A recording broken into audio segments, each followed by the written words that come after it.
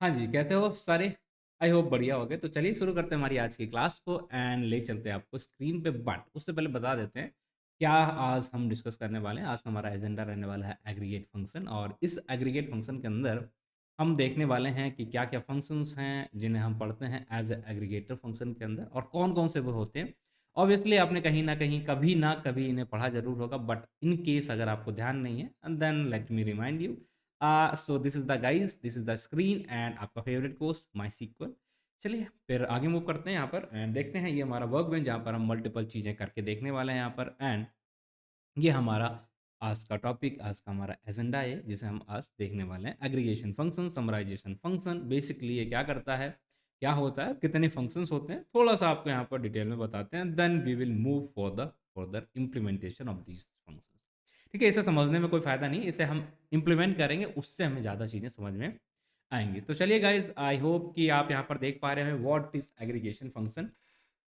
तो उसके नाम से ही आपको समझ में आ रहा है, एग्रीगेट मीन्स कुछ कलेक्ट करना। कलेक्ट करने का मतलब यहाँ पर होता है हमारा समराइज़ करना, कि बेसिकली लेट्स सपोज़ आपको एक कॉलम दिया गया है और उसमें एक कॉलम के अंदर मल्टीपल रोज़ होती हैं, 500, 1000, 50 जितनी भी हो सकती हैं रोज़, एंड उन सारी रोज़ के ऊपर आपको कोई एक फंक्शन लगाना है जो उन सारी चीज़ों को कैलकुलेट करके आपको दे दे। एग्ज़ाम्पल, कितनी रोज़ हैं आपको कैलकुलेट करना है।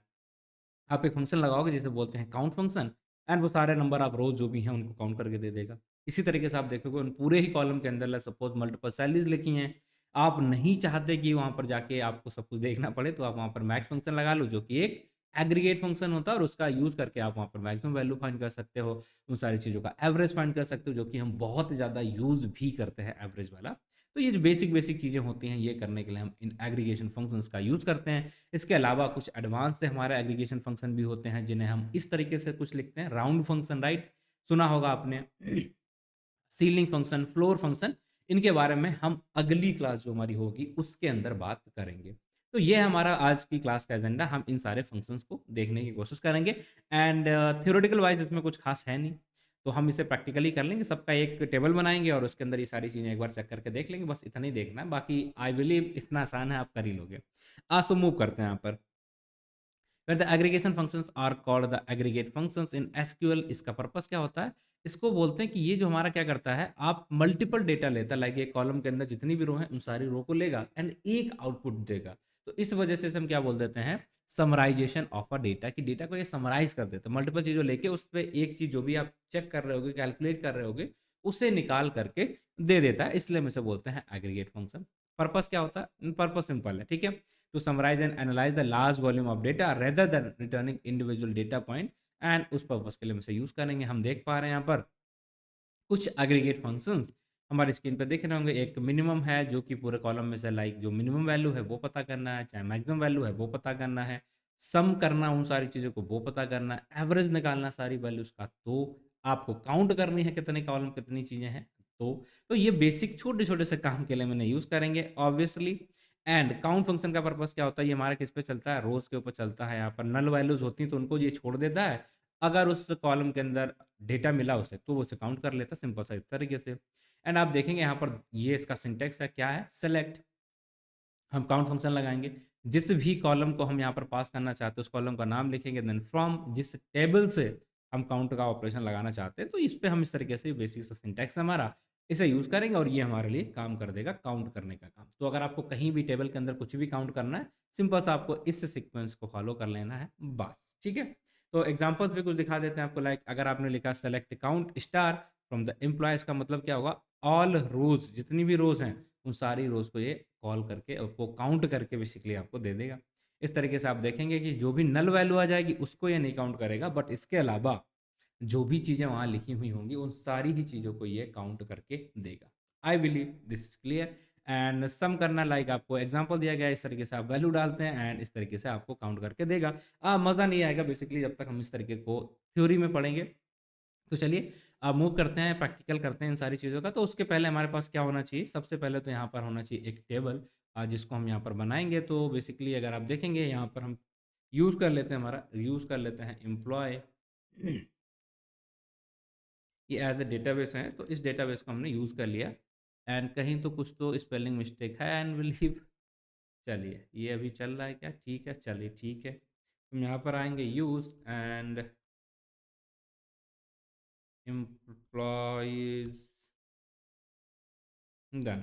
ठीक है, इसे एग्जीक्यूट करा दिया तो ये हमारा आ चुका, हम एम्प्लॉयज़ को यूज़ कर रहे हैं, ये हमारा डेटा वेट है और इसके अंदर हम एक नई टेबल बनाने की कोशिश कर रहे हैं। ठीक है, टेबल नहीं बना रहे हैं हम, एंड इस टेबल का नाम रख देते हैं हम, बेसिकली हमने लास्ट क्लास में बनाई थी, इसका नाम रख देते हैं हम टेबल 3। ठीक है, सिंपल 3। तो ये हमारी हो चुकी है वो table, this is the table, execute कर दिया। ओके, क्या दिक्कत है? Salary, okay, employee 3 is already exist, okay. So let me just create this and refresh this कि क्या employee 3 भी exist कर रही है कहीं। अच्छा, ये पहले से exist कर रही, तो हमें एक काम करना पड़ेगा, हमें एक नई टेबल दूसरी कुछ बनानी पड़ेगी। That's the simple thing. ठीक है, चलिए यहाँ पर बहुत सारी फाइल्स खुली हैं, सबको हटा देते हैं। चलो 4 कर लेते हैं। ठीक है, 4 कर लेते हैं, हमारे लिए टीवी टेबल यहाँ पर बन चुकी है। एंड अब नेक्स्ट स्टेप हमारा ये है कि हम इस टेबल के अंदर डेटा कम से कम थोड़ा सा डाल दें ताकि हमारी चीज़ें यहाँ पर हो पाएँ, राइट। तो चलिए यहाँ पर हमने इस डेटा को इनफिल करा दिया, जो कि हमारा सेम ही डेटा है जो हम पहले यूज़ करा रहे थे, एंड इसके अंदर भी नंबर का इशू आएगा। बेसिकली आप देखोगे तो ये जो नंबर हमने चेंज किया है, राइट, ये दिक्कत देगा, but now it will work. Now it will work. ठीक है, ये सक्सेसफुली हो चुकी है। आई होप आप यहाँ पर स्क्रीन में देख पा रहे होंगे इस चीज़ को कि इंसर्ट कर दिया है एबल टेबल डन। अगर आप चेक करना चाहते हैं देन सिंपल सा आपको कमांड लिखना पड़ेगा, एक छोटा सा हमारा क्या होता है, सेलेक्ट करके, सेलेक्ट स्टार फ्रॉम, टेबल का नाम क्या है, एम्प्लॉयज 4। ठीक है, इस टेबल को जैसे हम कॉल फ्रॉम फ्रॉम, ठीक है, फ्रॉम, ये टेबल हमारी आ चुकी है एंड इस टेबल के अंदर हम ये सारी चीज़ें करने वाले हैं। तो जैसे ही हम इसे एक्चुअल कराते हैं, आप देखेंगे 1 2 3 4 5 एंड इसके अंदर ये इतने सारे कॉलम्स हैं, सैलरी है, हायरिंग डेटा है, वर्थ डेटा है, जेंडर है, लास्ट नेम है, फर्स्ट नेम है, ऑल एंड ऑल। तो इतनी सारी चीज़ें इस टेबल के अंदर ऑलरेडी रखी हुई हैं। डन है। चलिए नाउ अब हम क्या करने वाले हैं, अपने अंदर जो भी आपने यहाँ पर देखते हैं, ये बेसिक बेसिक से ऑपरेशंस, इन सारे ऑपरेशंस को हम लोग यहाँ पर काउंट करने वाले हैं, एक-एक करके सारे ऑपरेशन को काउंट करेंगे। तो चलिए देखिए, हमने यहाँ पर डाला है काउंट, सेलेक्ट डाला है and select why it is showing error, okay, may be the name of the table, now it will not show, now select, हाँ, what is the issue, total employees as, अच्छा, ठीक है, ठीक है। Select count, employ number यहाँ पर ID है हमारी, हाँ, है। As the total employees, okay, from the employees 4, table का नाम हमारा यही है, हाँ बिल्कुल यही है। Then why it is getting as error select, okay okay, सही तो है सारा कुछ, S C L E C T,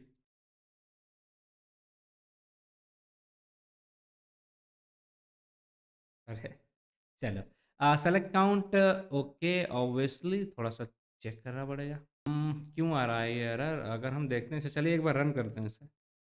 okay, I don't know why वो दिखा रहा था, कुछ तो ऊपर वगैरह छूटा होगा, सो उसकी वजह से दिखा रहा होगा, बट यहाँ पर अगर हम काउंट को चेक कर रहे हैं तो ऑब्वियसली हमारे लिए सही प्रॉपर काउंट दे पा रहा है। तो ये होता है इसका यूज़ कि कितनी रो हैं, इसमें एम्प्लॉय नंबर कितनी है, कितने एम्प्लॉय की हमें काउंटिंग करनी थी, तो हम सिंपल से यहाँ पर जाएंगे एंड कॉलम कर लेंगे, काउंट कर लेंगे। तो बेसिकली यहाँ कहीं कुछ तो छूटा है जिसकी वजह से ये रेड फ्लैग जैसा हमें दिख रहा है, not at all an issue but it is working fine. ठीक है, इट इज़ वर्किंग फाइन।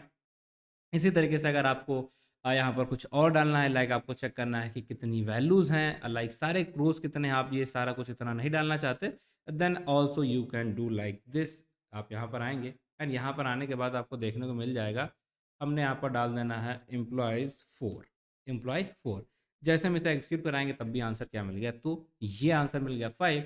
और इसका मतलब क्या हो कि अगर आप किसी पर्टिकुलर कॉलम को नहीं, प्रॉपर सारी रोज़ को काउंट करना चाहते हैं, कितनी ही रोज़ हैं यहाँ पर, then obviously you can use this and this is the first function जिसे हम बोलते हैं काउंट फंक्शन। एंड अगर हम यहाँ पर देखते हैं तो ये सेम फंक्शन हमने यहाँ पर भी लिखा हुआ है, तो यहाँ से आप इसे उठा के एक बार यूज़ भी करके देख सकते हैं। तो आई बिलीव गाइज ये आपको समझ में आ चुका होगा। इसी तरीके से अगर हम पता करना है, लेट्स सपोज सम, कि जो भी एम्प्लॉय यहाँ पर हैं उन सारे एम्प्लॉयज़ की हमें सैलरी पता करनी, राइट? कितना सैलरी मंथली हमारे पास से हमारे जेब से जा रहा है वो पता करना। तो हम क्या करेंगे यहाँ पर सम कर लेते हैं सबकी सैलरी। तो उसके लिए क्या करा हमने सेलेक्ट किया देन सम किया, ठीक है? Salary as a total salary from employ. अब आप कहेंगे ये एज़ क्या है? ये हमारा एलियाज़ है, हमने पढ़ा था ये सारी चीज़ें कि अगर हम चाहें उसे तो एक कॉलम बन के आएगा जिस कॉलम के अंदर ये सैलरी हमारी लिखी होगी, ठीक है? टोटल सैलरी हमारी कितना है वो लिखा होगा। तो वो एक कॉलम बनेगा और उसके अंदर जितना भी सम हो गया वो हमें दिखेगा। तो चलिए जैसे अगर हम यहाँ पर आते हैं तो किसी को अगर आप दिखाना है तो देखिए यहाँ पर कैसा दिख रहा है टोटल सैलरी के अंदर, सॉरी टोटल सैलरी के अंदर। तो यहाँ पर आपको ये टोटल सैलरी है जो सबको देते हैं आप, अब उसका यहाँ पर सबमिशन आ चुका है। अगर आपको चाहिए नहीं ऐसा नहीं करना मुझे सिर्फ पर्टिकुलर एक चीज़ की सैलरी चाहिए तो आप पर्टिकुलर एक चीज़ की भी सैलरी निकाल सकते हैं। एंड बेसिकली ये हमारा एक अच्छा तरीका होता है, बढ़िया तरीका होता है जिससे आप चाहो तो यूज़ कर सकते हो, कुछ दिक्कत आपको नहीं आएगी। एंड आई बिलीव कि अगर यहाँ पर कोई भी नल वैल्यू होती है, लेट्स सपोज ये वाला, इसके पास नल वैल्यू होती है, यहाँ पर कुछ भी नहीं लिखा होता तो ये क्या करता है इस चीज़ को एक्सक्लूड कर देता है, इसमें काउंटिंग नहीं करता। बट जहाँ-जहाँ पर आपको सैलरी मिलेगी ऑब्वियसली उसको ये काउंट भी कर लेगा। तो बहुत कुछ ऐसा है नहीं, तो हम आगे बढ़ते हैं एंड आगे की चीज़ों को देखते हैं। सो मूव करते हैं नेक्स्ट पॉइंट पे। नेक्स्ट फंक्शन है हमारा यहाँ पर एवरेज, ठीक है? एवरेज निकालना है हमें सारी चीज़ों का। बाकी कोड यहाँ पर दिया गया है, अगर आपको सबकी निकालनी है लाइक ऑल एम्प्लॉय की तो इस तरीके से यूज़ करोगे, आपको पर्टिकुलर किसी एक एम्प्लॉय की निकालनी है तो आप इस तरीके से यूज़ कर लोगे, राइट? दोनों ही तरीके से मैंने यहाँ पर दे दिया है। जो आपकी मर्ज़ी है उस तरीके से आप यहाँ पर देख सकते हो, ठीक है? चलिए तो कैसे देखेंगे, यहाँ पर हम आ गए एंड हमें ये नंबर जो हमारी है टेबल जो नंबर है वो चेंज कर देना है। Select average salary as average salary, एक कॉलम बनेगा जिसके अंदर ये जो आंसर है हमारा दिखेगा फ्रॉम एम्प्लॉय 4। तो एवरेज सैलरी हर टीचर की, सॉरी हर यहाँ पर एम्प्लॉय की कितनी है, चलिए चेक कर लेते हैं। सबकी लगभग में 57,000 के आसपास है, किसी की कुछ कम किसी की कुछ ज़्यादा। अगर आप देखोगे यहाँ पर तो 58 60 किसी की 55 किसी की 62। तो एवरेज टोटल हमारा कितना आ गया था 57। तो इस तरीके से आपको एवरेज निकालना है। आप यहाँ पर एवरेज निकाल सकते हैं, आपको जो भी चीज़ें करनी होंगी आप यहाँ पर वो सारी चीज़ें कर सकते हो बेसिकली। चलिए मूव करते हैं आगे एंड आगे और हमारे पास कौन-कौन से फंक्शन हैं, हम यहाँ पर मिनिमम वैल्यू निकाल सकते हैं, हम यहाँ पर मैक्सिमम वैल्यू निकाल सकते हैं। तो वो भी करके देख लेते हैं, एक-एक एटलीस्ट एग्ज़ाम्पल देख ही लेते हैं क्योंकि आसान है, ठीक है? बाकी कोड तो यहाँ दिया गया है, आप देख भी सकते हैं। सो अगर हमें यहाँ पर निकालना है लाइक मैक्सिमम सैलरी किसकी है, हम देख पा रहे हैं किसकी है, 62 वाला, ये कौन-सा है हमारा माइकल, ठीक है? माइकल की कितनी है मैक्सिमम सैलरी। तो चलिए हम इसे एग्जीक्यूट कराएँगे एंड यहाँ से जो आंसर मिलेगा भाई साहब वो आपको बता देगा मैक्सिमम सैलरी किसकी है इतना। अगर आप चाहोगे उसका कॉलम नेम भी चाहिए, 2 कॉलम चाहिए तो वो भी आप निकाल सकते हो, वो उसमें भी कोई दिक्कत आएगी नहीं कि नाम भी पता होना चाहिए किसकी है, तो वो भी आप फ़िल्टर कर सकते हो। ऑब्वियसली ये सारी चीज़ें मैंने पहले वाली क्लासेस के अंदर भी बनाई हैं, बताई हैं, तो कुछ दिक्कत नहीं आनी चाहिए। नाउ अब गाइज़ मूव करते हैं नेक्स्ट पार्ट पे और यहाँ पर आप देखेंगे क्या कि सैलरी जो हमारी मिनिमम वाली है, इनमें से जितने भी एम्प्लॉयी हैं, तो सबसे कम कौन पाने वाला है? कौन है वो बदनसीब आदमी जिसको सबसे कम सैलरी मिल रही है? चलिए देखते हैं। अनस्किल्ड वर्कर, ठीक है? ये 50,000 वाला जो भी पर्सन है, ये हमारा हो जाता है मिनिमम सैलरी वाला। सो आई बिलीव ये सारा कुछ आपको समझ में आ चुका होगा। एंड इस तरीके से हम देखेंगे कि ये हमने सारे बेसिकली कुछ हद तक जितने भी हमारे फंक्शंस थे यहाँ पर, उनको यहाँ पर मिनिमम सैलरी, मैक्सिमम सैलरी और ये राउंड ऑफ वाले, ये हम आगे वाली वीडियो बेसिकली कल वाली वीडियो में करेंगे। एंड इन सबको हम बेसिकली अगर आप देखेंगे ना तो एक इंपॉर्टेंट वर्ड आपको देखने को मिलेगा ग्रुप बाय, ठीक है? ग्रुप बाय, ठीक है? ग्रुप बाय, ये ग्रुप बाय के साथ इन सबको ही यूज़ किया था। तो क्या है ग्रुप बाय? थोड़ा सा दिखा देते हैं आपको, बहुत ही सिंपल है। यहाँ पर ऐसा कुछ है नहीं। तो ग्रुप बाय का मतलब क्या होता है, जब भी हमें चीज़ों को ग्रुप में डिवाइड करना होता है लाइक जेंडर है हमारा, जेंडर के अंदर एक ग्रुप होगा मेल और एक ग्रुप होगा फीमेल। अब उस ग्रुप के ऊपर अगर हमें कुछ काउंटिंग करनी है तो उसके लिए हम पहले उस पे ग्रुप बाय लगाएँगे, देन उसके ऊपर काउंटिंग करेंगे। तो ऐसे काम करने के लिए हम लोग इसे यूज़ करते हैं। चलिए मैं आपको एक एग्ज़ाम्पल देता हूँ यहाँ पर।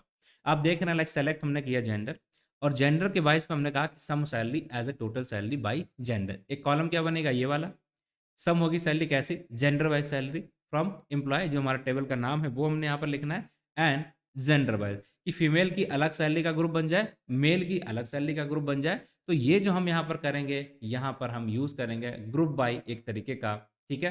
ग्रुप बाय जेंडर के हिसाब से, और ये सारी चीज़ें हम ग्रुप बाय का यूज़ करके भी कर सकते हैं। अगर वही चीज़ इसमें हम किस तरीके से करेंगे वो यहाँ पर आपको दिखाते हैं। तो लेट्स सपोज़ फीमेल की सैलरी हमारी इतनी है, मेल की सैलरी हमारी इतनी है, उन सबका सम करके यहाँ पर आपको दे दिया गया है। तो ये जो होता है हमारा एक तरीके का हम बोलेंगे ग्रुप बाय ऑपरेशन होता है और वो ग्रुप बाय ऑपरेशन लिखा कैसे हमने? जेंडर की वजह से, ठीक है? जेंडर की वजह से लिखा। सो आई बिलीव आपको अब ये सारी चीज़ें समझ में आ चुकी हैं। कैसे किया? देखिए आप जेंडर देखेंगे तो जेंडर हमारे कितने हैं? Male and female. तो मेल वाले को एक जगह सम कर दिया गया है एंड फीमेल वाले को एक जगह सम कर दिया। तो ये हमारे कुछ बेसिक से ऑपरेशन हैं जिनमें आपको सिंपल सा बस इस तरीके से चीज़ों को लिखना होता है। एंड ये सारा कोड जो भी हमने यहाँ पर किया है मैं आपके लिए यहाँ पर पेश कर देता हूँ ताकि आपको ये क्लास के साथ-साथ कोड भी मिल जाए। बेसिकली दैट्स इट, ठीक है? बहुत ही आसान है, इसमें ऐसा कुछ भी है नहीं जो आपको समझ में नहीं आएगा। सिंपल है, बहुत ही सिंपल है, तो ये कोड आप आराम से यहाँ पर ले सकते हैं। दैट्स इट गाइस, ठीक है? चलिए मैं इसे अच्छी तरीके से लिख दूँगा। आई बिलीव थैंक यू, ठीक है? Thank you for watching the video. बाकी मिलते हैं आपसे अगली वीडियो में, तब तक के लिए आप अपना ख़्याल रखें एंड इसी तरीके से पढ़ाई-वढ़ाई करते रहें। Thank you guys, thank you once more. Thank you.